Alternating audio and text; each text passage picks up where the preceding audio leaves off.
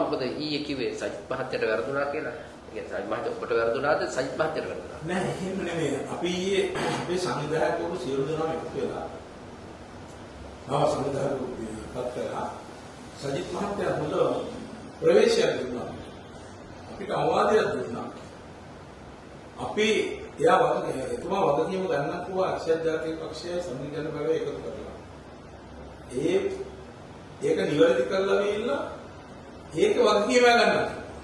එතකොට මට හිතුණා නිවැරදි කරනවා කිව්වහම අපි සියලු දෙනා අතින් වරදක් කරලා තියෙනවා කියලා මට හිතුණා. ඒක තමයි ඔය අරගෙන වෙilla ඔය සාමාන්‍ය බලපු මිනිහෙකුට තේරෙනවා මේක ඇත්ත වශයෙන්ම එතුමා අපිට දුන්න උපදේශයක් තමයි ඕගොල්ලෝ නිශ්ශබ්දව ඉන්න. අපි අපේ රාජකාරී කරලා අපි නායකත්වයට එක්ක සාකච්ඡා කරලා අපි පහලට මේ දීගේ අපි අරන් යන්න කටයුතු කරනවා කියන අදහස තමයි එතුමා දුන්නේ. ඉතින් මේකට මේ අර තිරිකරේ කොහොමින්දුවක් දැම්මා වගේ මේ වචනේ පොඩි ස්පීලප්පා බිලා කරදිච්ච එක අල්ලගෙන මේක මෙහෙම වෙන්න දෙන්න බෑ. අපි සියලු දෙනාම කතා වුණේ විම්මට්ටම කියන්නේ අපි කියන්නේ. එහෙම නැත්නම් අපි එතන එදා එහෙම හිතුවනම් අදටත් මානිමාවක් නැහැ. මොන අදින්නේ අපි ආණ්ඩුව. වගකීමෙන් කියන්නේ.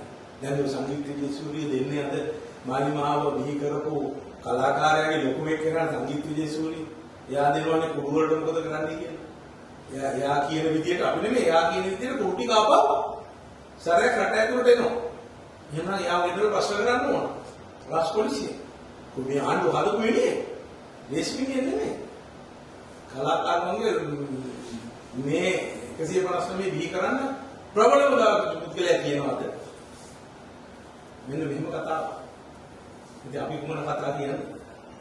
ඒ නිසා මම කියන්නේ සජිත් මහත්තයාගේ වෙනස් වීම ඉතාම හොඳයි අවශ්‍ය දෙයක්. අපි තියන වෙනස් වෙනවා.